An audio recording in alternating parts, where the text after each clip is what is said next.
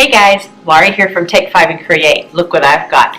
The perfect bowl of sticky white rice, and I made it in my Instant Pot. So stay tuned. I'm going to show you how.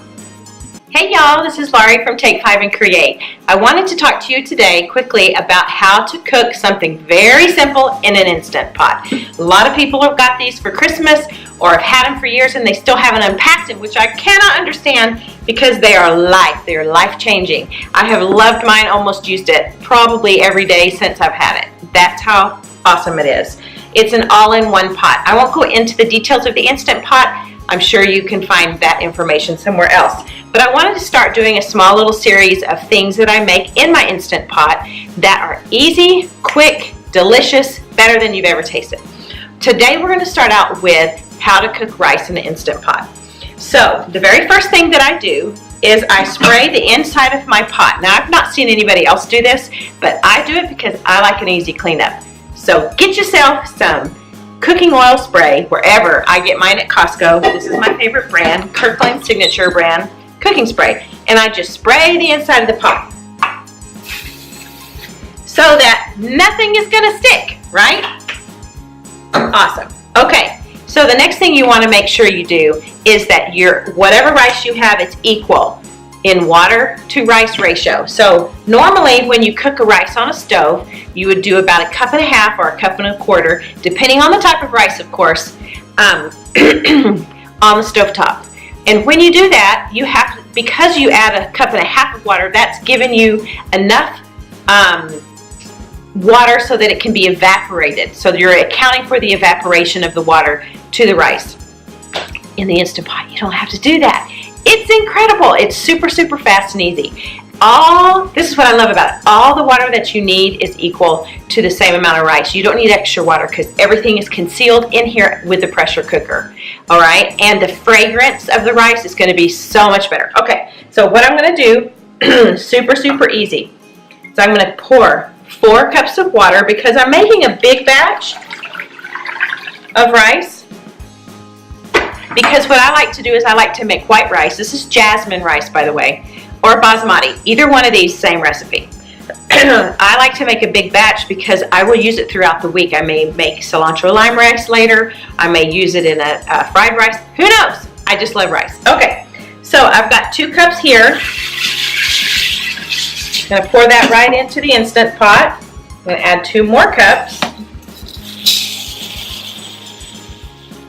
Because we did 4 cups of water, right? So we need 4 cups of rice. Okay, and then we are going to add 1/2 teaspoon per cup. So I've got 1/2, there's a whole, 3/4, and 1. So 2 teaspoons of pure sea salt. That's what I like. Then we're just going to stir it around a little bit, get everything wet and ready to pressure cook. Okay, now there's 2 ways you can do this rice. Let's see, I don't know if you can see.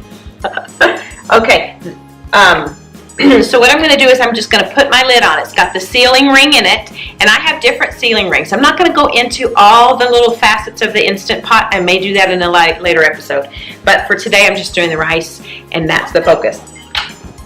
So what you want to do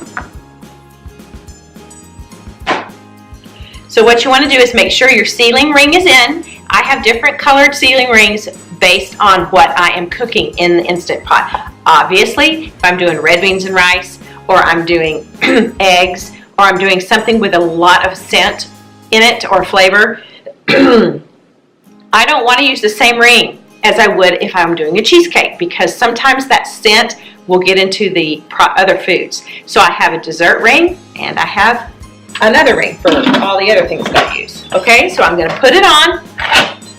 Hear that awesome sound? Lock and load. And then I'm going to turn my top valve right here to sealing.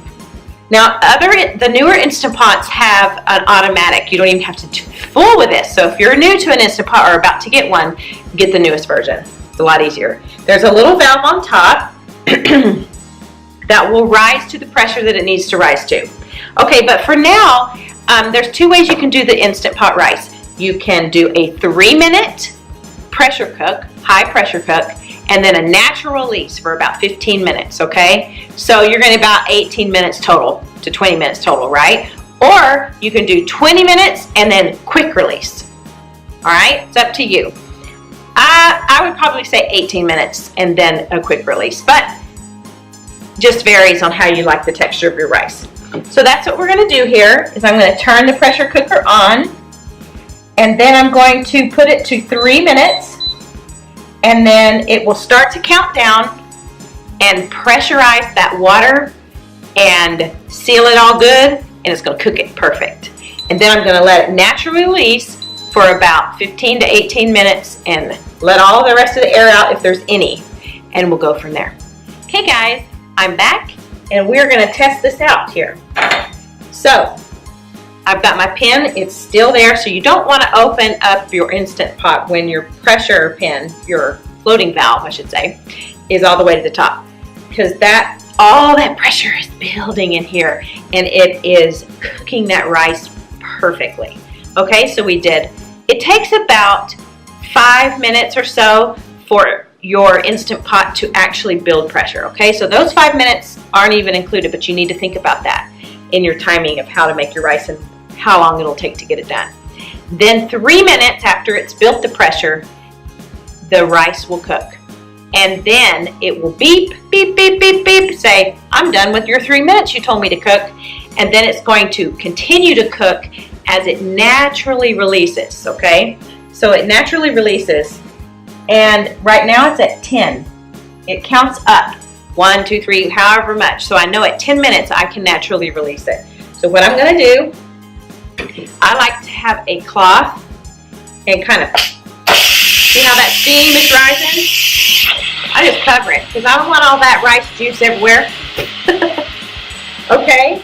Ooh, you can smell the fragrant jasmine rice. It's awesome.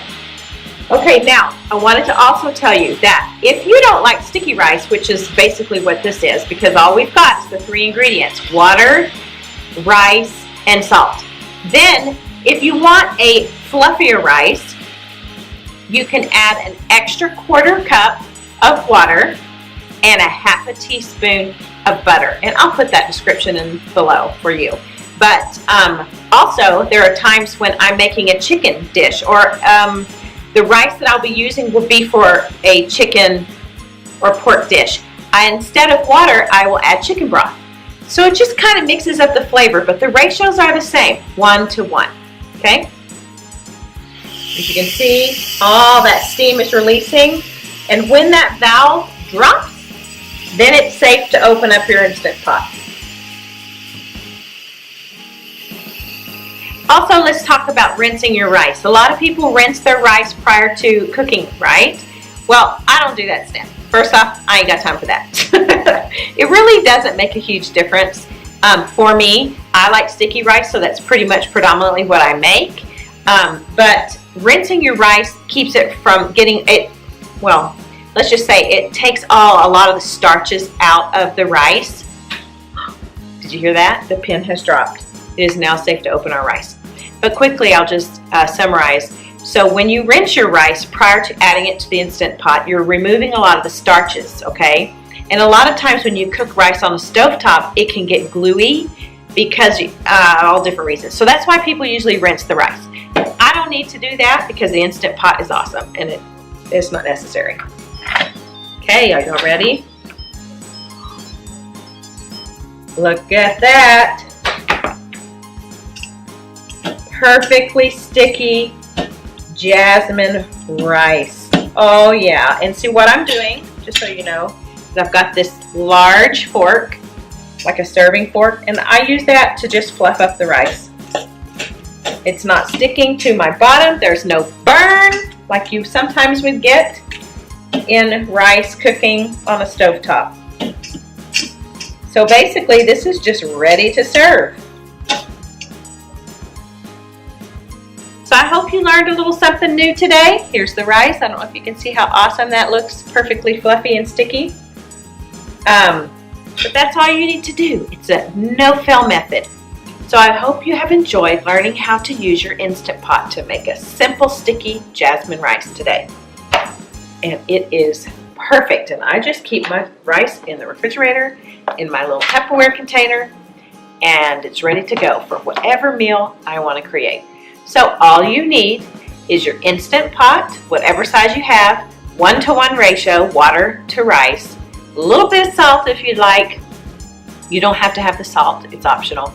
And if you'd like a less sticky rice, add a half a teaspoon of butter per cup of rice.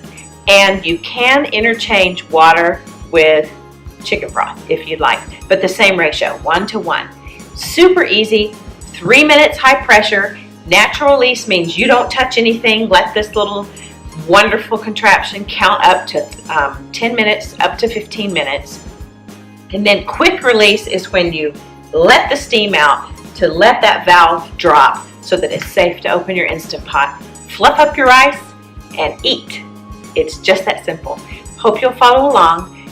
In the future, I'll be posting here some other recipes. Leave me a comment and subscribe below or wherever the little button is. And we'll be friends. Thanks for watching.